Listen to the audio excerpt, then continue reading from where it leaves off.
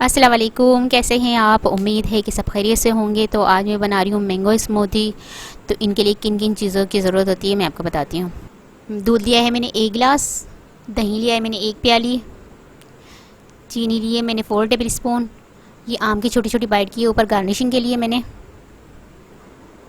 और 1 अदद आम लिया था, इसको इस तरह से काट लिया इसके पीसेस में। और आइस क्यूब डालूँगी। अब जूसर ब्लेंडर में सबसे पहले मैं आम डाल दूँगी,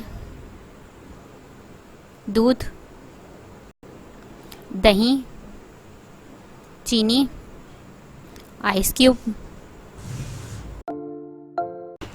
और इसे कवर करके मैं ब्लेंड कर दूंगी।